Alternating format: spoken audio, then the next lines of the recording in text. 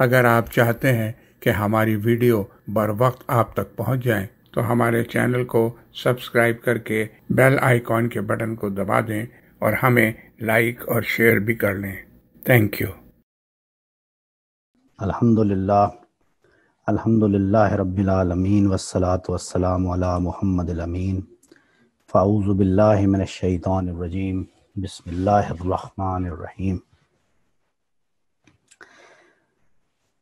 اقبالیات کی نشست میں آج ہم ذوق و شوق علامہ صاحب کی جو نظم ہے بال جبریل میں اس کا مطالعہ شروع کر رہے ہیں۔ اس سے پہلے ہم مسجد قرطبہ کا مطالعہ کر چکے ہیں۔ آپ سب جانتے ہیں کہ یہ اقبالیات کی جو نشست ہے یہ اصل میں ہم علامہ اقبال کا کلام یعنی منظوم کلام اور ان کا نثری کام جیسا کہ خاص طور پہ reconstruction of religious thoughts in Islam اس کا ہم مطالعہ کرتے ہیں، اس کو سیکھتے ہیں ایک دوسرے کے ساتھ ڈسکشن کے ذریعے سے، اور آج کل ہم ان کا مضمون جو منظوم کلام ہے وہ پڑھتے ہیں۔ ابھی حال ہی میں ہم نے مسجد قرطبہ کمپلیٹ کی ہے، آج ہم ذوق و شوق کا مطالعہ شروع کر رہے ہیں۔ یہ جو دو نظمیں ہیں مسجد قرطبہ اور ذوق و شوق، یہ میں پہلے بھی عرض کیا تھا کہ اردو فارسی ادب میں اس لیول کی کوئی چیز بھی ان دو کے علاوہ جو ہے وہ تخلیق نہیں ہو سکی۔ اس پر سب شارحین، سب ناقدین، جتنے بھی ایون کہ ناقدین اور شارحین اور جتنے بھی لوگ اس کو سمجھتے ہیں ان کا اس بات پر اتفاق ہے کہ یہ اردو ادب کی اور فارسی ادب کی سب سے بڑی نظمیں ہیں، ایک مسجد قرطبہ اور ایک ذوق و شوق۔ اور خاص طور پہ اردو ادب میں ہم جانتے ہیں کہ علامہ اقبال جتنے بڑے شاعر ہوئے باوجود اس کے کہ وہ کہتے تھے مجھے شاعر نہ کہا جائے، وہ تو اپنا ایک پیغام ہے جس کو وہ پہنچانا چاہتے ہیں، اور اس پیغام کو پہنچانے کے لیے انہوں نے جو میڈیم اختیار کیا ہے وہ شاعری ہے۔ تو اس لیے وہ کہتے ہیں کہ شاعر تو ایک شاعر ہوتا ہے جو حقیقتاً صرف شاعری کرتا ہے، لیکن میں تو ایک خاص پیغام ہے، ایک خاص میرا مقصد ہے، خاص نصب العین ہے، اصل میرا مقصد وہ ہے پیغام کا کنوے کرنا۔ اس کے لیے میں نے اس کو کنوے کرنے کے لیے جو طریقہ اختیار کیا ہے، جو میڈیم اختیار کیا ہے وہ شاعری ہے۔ لیکن آپ دیکھیں کہ اس کے باوجود کہ انہوں نے اس کو اپنی اصل نہیں قرار دیا، اس کے باوجود ان کی شاعری کا اور ان کے شعر کا جو معیار ہے وہ اتنا بلند ہوا کہ اگر پورے ادب میں، پورے اردو لٹریچر میں آپ دیکھیں کہ شاعری کے اعتبار سے سب سے بڑے شاعر میر سمجھے جاتے ہیں، اور اس کے بعد غالب سمجھے جاتے ہیں، اور اس کے بعد علامہ اقبال کا نام آتا ہے۔ اور علامہ اقبال نے اس ذات کی کچھ چیزیں تخلیق کر دی ہیں جو میر اور غالب کے ہاں بھی ہمیں نظر نہیں آتی، باوجود اس کے کہ وہ بڑے شاعر ہیں۔ یہ بات آپ سمجھ رہے ہیں نا؟ تو ان میں سے دو جو آپ یوں سمجھیں کہ علامہ صاحب کی طرف سے تحفے ہیں، میں تحفوں کا نام لیتا ہوں، وہ یہ ہیں، ایک مسجد قرطبہ اور ایک یہ ذوق و شوق۔ ان میں آپس میں کیا مناسبت ہے اس حوالے سے بھی ایک دو جملے میں عرض کر دوں۔ ایک تو یہ کہ یہ دونوں میں نے عرض کیا تھا کہ اس کی شاعری کا یا اس کو بیان کرنے کا جو اسلوب ہے وہ شاعری کی صنف میں تشبیہ، وہ قصیدہ کہلاتا ہے، یعنی قصیدہ ایک صنف ہے، اس میں جو بھی کچھ بیان ہوتا ہے، جو بھی پیغام آپ اس کو شعر کے ذریعے سے جو بھی بات کرتے ہیں، اس کو قصیدہ کہنے کے لیے کیا چیزیں ضروری ہوتی ہیں، اس میں وہ مضمون، اس شعر کا مضمون نہیں دیکھا جاتا، یعنی اس میں آپ نے کیا بیان کیا ہے، یہ بات یعنی باول وہلا یہ بات نہیں ہوتی، بعد ازاں ہوتی ہے، باول وہلا نہیں ہوتی۔ اصلاً جو چیز اس کو قصیدہ بناتی ہے وہ یہ ہوتی ہے کہ اس کا ایک ڈھنگ، اس کا آہنگ، اس کا اسلوب، اس کی کاٹ، اس کا سٹرکچر، اس میں یہ اسالیب ہوتے ہیں. مثال کے طور پہ جیسا کہ میں نے پہلے بھی عرض کیا تھا، جیسا کہ آپ دیکھیں گے کہ اس نظم میں ایک تشبیب ہوگی پہلے.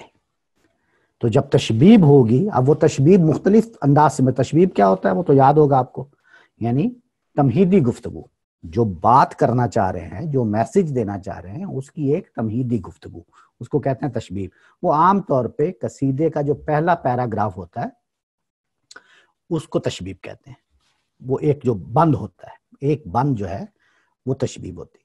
اب وہ تشبیب کا مضمون کیا ہوتا ہے یہ ڈیپینڈ کرتا ہے. جیسے کہ ہم نے دیکھا تھا فلسفیانہ مضمون تھا ادھر، پھر اس میں تصوف کی بہت ساری اصطلاحات آ گئیں، پھر اس میں یعنی عشق کے بارے میں بتایا، اور ایک طرح سے اس کو کنیکٹ کر دیا کہ وجہ تخلیق کائنات کیا ہے، وغیرہ وغیرہ. یہ اس نظم کی بات کر رہا ہوں. وہی اسلوب آپ یہاں پہ بھی دیکھیں گے کہ جو تشبیب ہے اس میں ہم ابھی دیکھیں گے کہ کیا اسلوب، کیا اسالیب ہیں، کیا مضامین ہیں مختلف جو اس میں انہوں نے جمع کر دیے ہیں، اور کیا چیز ہے جس کو وہ کنوے آگے چل کے کیا کرتے ہیں.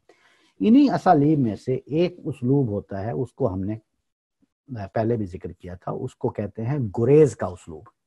یہ بھی ایک نشانی ہوتی ہے کہ یہ قصیدہ ہے. یعنی گریز کا اسلوب کیا ہوتا ہے وہ میں نے آپ کو عرض کیا تھا کہ ایک بند ہے، پہلا بند ہے، جیسے اس میں ایک مضمون بیان کیا، کوئی بات بیان کی قصیدہ اس میں تشبیب میں، اور پھر آپ دیکھتے ہیں کہ دوسرے بند میں ایسے لگتا ہے جیسے شاعر کا رخ تبدیل ہو گیا ہے. ابھی ایک بات کر رہے تھے، ابھی بالکل ایک دوسری بات کر رہے ہیں. یعنی ابھی آپ یوں سمجھ لیں کہ ایک انسان سے مخاطب تھے اور ابھی کائنات سے مخاطب ہو کے کچھ اور بات کرنی شروع کر دی. ٹھیک ہے نا؟ تو یہ جو گریز کا اسلوب ہوتا ہے، لیکن اس سے بظاہر کیا نظر، اس میں خوبصورتی کیا ہے، یعنی اس گریز کے اسلوب میں خوبصورتی، اور یہ آپ کو گریز کا اسلوب اصلاً عربی شاعری میں ملتا ہے. یہ سب سے بڑی ان کی خوبی ہے. اور خوبصورتی کیا ہے؟ خوبصورتی یہ ہے کہ بظاہر آپ کو لگے گا کہ یار ابھی تو یہ بات ہو رہی تھی، آپ پتہ نہیں کہاں چلے گئے، لیکن جو ہی آپ آگے بڑھتے جاتے ہیں تو وہ ایسا خوبصورت نظم قائم ہو جاتا ہے، ایسا کوہیرنٹ ہو جاتا ہے پورا مضمون کہ لگتا ہے کہ یار یہ دیکھیں، مجھے بظاہر لگ رہا تھا کہ یہ ایک نئی بات شروع ہو گئی، لیکن آپس میں اتنا مربوط ہے، ایک ایک لفظ، ایک ایک جملہ، ایک ایک مصرع، ایک ایک شعر، اور اس کا پورا مضمون ایسا مربوط ہے کہ اس میں جو نظم قائم ہوا ہے اس کا حسن و جمال، یہ اس کی خوبی ہوتی ہے. یہ آپ چیزیں سمجھ گئے. یہ میں نے ابتدا میں پہلے بھی عرض کی تھی، اب دوبارہ ذرا کر دی تاکہ آپ کو ذہنوں میں تازہ بھی ہو جائے. ایک اور مناسبت ہے جو کسی حد تک آپ محسوس کریں گے، کسی حد تک، وہ ہے کہ جو مسجد قرطبہ نظم تھی اس میں آپ جب ایک برڈز آئی ویو سے دیکھتے ہیں، بالکل یعنی آپ ایک بحیثیت مجموعی دیکھتے ہیں، آپ یوں کہہ لیں. ٹھیک ہے نا؟ ایک تو ہے کہ وہ ایک ایک مضمون ہے، پہلے فلسفہ ہے، پھر اس کے بعد یعنی سلسلہ روز و شب کے ذریعے وہ ساری بات بیان کی، زمان و مکان کی بات کی، پھر کائنات کی بات کی، پھر خالق کائنات کی، پھر عشق کی، پھر وغیرہ وغیرہ، بہت سارے مضامین اس میں آتے ہیں، متعین ایک مضامین چلتے جاتے ہیں. لیکن اگر آپ بالکل اوپر جا کے ایک نظر سے اس کو دیکھیں تو اس میں ایک حمدیہ تاثر ملے گا آپ کو. یعنی خالق ہے جو اصلاً زیر بحث ہے، اور اس کی تحمید ہے جو اصلاً زیر بحث، اس کی حمد. یہ بات آپ سمجھ گئے؟ تو اصلاً ایک حمدیہ اسلوب ہے جو آپ کو ہر بات میں اور ہر شعر کے پیچھے پوشیدہ نظر آئے گا. اور اس نظم میں ذوق و شوق میں آپ دیکھیں گے، جب ہم اس کو پڑھیں گے ایک ایک بند، تو آپ دیکھیں گے کہ اس میں ایک نعتیہ رنگ ہے. یعنی اصل میں باوجود اس کے کہ وہ خالق کائنات سے، اللہ تعالیٰ سے بات چیت شروع ہوگی، لیکن آپ اصل میں دیکھیں گے کہ وہ کس طرح اصلاً ذات رسالت مآب صلی اللہ علیہ وسلم ہی زیر بحث ہیں، وہی اصل میں زیر موضوع ہیں۔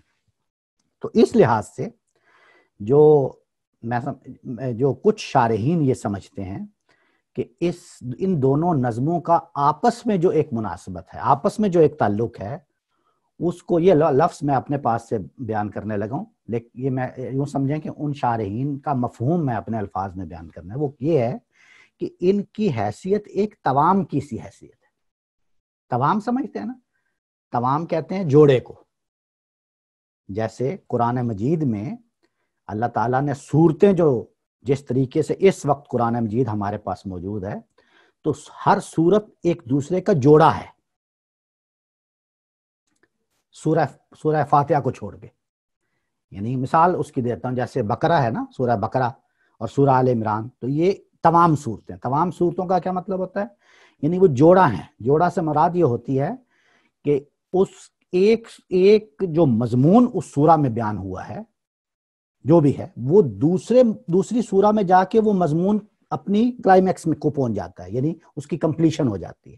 یا مثال، یہ ایک مضمون کی بات ہوگی، یا مثال کے طور پہ جو اسلوب یا جو طریقہ کار بیان ہوا ہے، جس طریقے سے جس اسلوب میں اس میں بات کی جا رہی ہے، وہ اسلوب دوسرے اسلوب کا جوڑا ہے، یعنی اس کو کامل کر دیتا ہے۔ یا قرآن مجید میں خاص طور پہ جیسا کہ آپ جانتے ہیں کہ مختلف مراحل ہیں جن کا بیان ہے، جیسے مرحلہ انذار ہے، یا مرحلہ ہجرت و برات ہے، یا انذار عام ہے، وغیرہ وغیرہ۔ یہ جو مختلف مراحل ہیں، مختلف گروپس میں ہیں، تو یہ مرحلے کی جو بات ہوتی ہے، مثلا مرحلہ انذار ہے تو انذار کی بات چیت ہو رہی ہوگی ایک سورہ میں، تو دوسری سورہ میں بھی مرحلہ انذار ہی کی بات ہو رہی ہوگی۔ اگر ایک میں ہجرت و برات کی بات ہو رہی ہوگی تو دوسری بھی ہجرت و برات۔ تو اس لحاظ سے یہ میں نے جسٹ آپ کو مثالیں دی ہیں سمجھانے کے لیے کہ توام کیا چیز ہوتی ہے۔ توام یا اسلوب کے لحاظ سے ہو سکتی ہے، یا بات چیت کے لحاظ سے ہو سکتی ہے، مضمون کے لحاظ سے ہو سکتی ہے، وغیرہ وغیرہ۔ تو یہ جوڑا اس ایک چیز کو دوسری چیز آ کے کامل کر دیتی ہے، یعنی جوڑا سے یہ مراد ہوتا ہے۔ توام کا مطلب ہوتا ہے جوڑا۔ تو میں نے اس کو توام کا جو لفظ استعمال کیا ہے، اس میں بہت ساری مناسبتیں، جیسے میں نے ابھی بتا دیں آپ کو، اس میں ادبی مناسبتیں، فنی مناسبتیں، اور ایک مناسبت اس میں یہ ہے کہ وہ ایک طرح سے حمدیہ نظم ہے اور یہ ایک طرح سے نعتیہ نظم ہے۔ تو حمد اور نعت کا ایک جوڑا، یہ آپ بات سمجھ رہے ہیں نا میں کس پہلو سے یہ بات کر رہا ہوں۔ تو یہ ایک مناسبت بھی آپ جب اس کو غور سے پڑھیں گے آپ، اس نظم اور اس نظم کو بھی، تو آپ کو یہ تاثر ملے گا۔ اب ہم اس کو شروع کرتے ہیں۔ اس کا عنوان ہے ذوق و شوق۔ ذوق جو ہے اس کا مطلب ہوتا ہے، یعنی اصلاً تو یہ ذائقہ سے نکلا ہے نا، ذائقہ۔ تو ذوق یعنی کسی چیز کا آپ کے قلب کے اندر مذاق ہونا، اس کا ذائقہ پایا جانا، سمجھ گئے آپ؟ یعنی یہ طلب ہی کی ایک قسم ہے، لیکن اس کا ذوق مطلب اس کا ٹیسٹ کس چیز کا ہے، وہ آگے چل کے پتہ چلے گا۔ کسی بھی چیز کا ہو سکتا ہے۔ جیسے ہم کہتے ہیں کہ آپ کی جو شخصیت ہے وہ بڑی باذوق ہے، یا اس میں ادب کا ذوق ہے مثال کے طور پہ، تو یہ اس کا یعنی ٹیسٹ ہے، اس کا ایک ٹچ ہے۔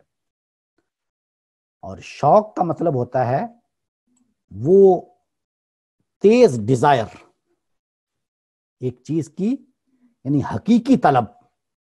اس میں ایک تندی ہے، اس میں ایک سافٹنیس ہے، اس میں ایک تندی ہے۔ ذوق اور شوق اصلاً آپ یوں کہہ لیں کہ ایک ہم معنی بھی استعمال کر سکتے ہیں آپ، ذوق و شوق، اسی لیے اس کو یعنی ایک مرکب کے طور پہ استعمال کیا، ایک ترکیب کے طور پہ بھی استعمال کیا جاتا ہے ذوق و شوق۔ تو شوق کا یہ مطلب ہے۔ یہ تو ان کے لغوی اعتبار سے میں نے عرض کیا کہ لغوی اعتبار سے کیا معنی۔ ایک ان کا یعنی تصوف کے میدان میں ان کے کچھ اور بھی مطلب ہیں، یعنی کچھ اصطلاحات ایسی استعمال ہوتی ہیں کہ جس کا اس کے ساتھ ایک یعنی آپ یوں سمجھیں کہ جو براہ راست نسبتی معنی ہوتے ہیں وہ چلتے رہتے ہیں ساتھ ساتھ۔ وہ کیا ہیں؟ ذوق سے مراد ہوتا ہے کہ آپ حق کی طرف مائل ہونا، اس کے لیے غیاب میں یعنی غیب میں ہی یہ طلب رکھیں، جس کو آپ ایمان بالغیب مثال کے طور پہ کہتے ہیں، یعنی حق کی طرف رغبت، جس کو سیر اللہ کہتے ہیں خاص طور پہ، تو اس حق کی طرف ذات کی طرف رغبت، لیکن غیب میں رہتے ہوئے۔ یہ بات آپ لوگ اگر کوئی ایسی بات ہو تو ان میوٹ کر کے فوراً سوال کر لیجئے گا تاکہ دوسروں کے لیے بھی وضاحت ہو جائے گی۔ تو ذوق اس درجے کی چیز ہے، اور شوق اس میں اور اس میں کیا فرق ہے؟ یعنی آپ اس پر قناعت نہیں کرتے کہ ایمان بالغیب ہی کافی ہے، نہیں، اس پر قناعت نہیں کرتے، آپ اپنی طلب کو بڑھاتے ہیں اور آپ اس غیب میں رہنے کے باوجود اس کا مشاہدہ کرنا چاہتے ہیں، جس کو مشاہدہ حق کہتے ہیں۔ تو وہ جو چیز پیدا کرتی ہے اس کو شوق کہتے ہیں۔ یہ میں نے ایک تصوف کی اصطلاحات کے لحاظ سے بھی آپ کو سمجھایا ہے۔ تو اس میں ایک جو چیز ہے وہ یہ ہے کہ شوق اصل میں مشاہدہ حق کے لیے طلب، یعنی اس ڈیزائر کا پیدا کر لینا، اور ذوق جو ہے یہ اس لحاظ سے کہ آپ ایک طرح سے مشاہدہ حق کیے بغیر وہ درجہ حاصل کرنا، یہ ایک نسبت ہے، اور وہ نسبت کیسے پیدا ہوتی ہے؟ رسالت محمد صلی اللہ علیہ وسلم کے ساتھ تعلق سے۔ یہ آپ اس کے مضمون میں آگے چل کے دیکھ لیں گے۔ یعنی یہ آپ یوں سمجھیں کہ صوفیاء کرام جو ہمارے بزرگ ہیں وہ ان ٹرمز کو کن معنوں میں بولتے ہیں، یہ ضروری ہے اس کو سمجھنا، کیونکہ آپ یہ کہہ سکتے ہیں کہ بھائی کیا ضرورت ہے تمہیں اس میں تصوف کی اصطلاحات لانے کی، کیا ضرورت ہے؟ آپ سادہ ذوق و شوق کا جو لغت میں ترجمہ ہے بس وہ کریں اور آگے بڑھیں، لیکن آپ ایسا کر نہیں سکتے۔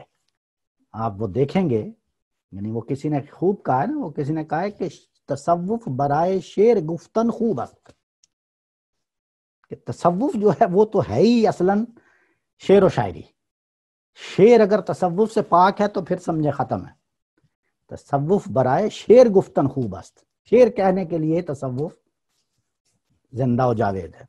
تو اس لیے میں نے دونوں چیزوں کو ساتھ ساتھ رکھ کے یاز کر دیا کہ اصلاً اس کا لغوی معنی، اس کا مفہوم وغیرہ کیا ہے، اور اصطلاح میں یعنی تصوف کی اصطلاح میں آپ ساتھ ساتھ چلتے جائیں گے، جب اب آگے بڑھیں گے مضمون میں تو آپ سمجھ جائیں گے کہ یہ ناگزیر ہے، یعنی ایسا نہیں ہو سکتا کہ آپ اس کو پس پش ڈال دیں۔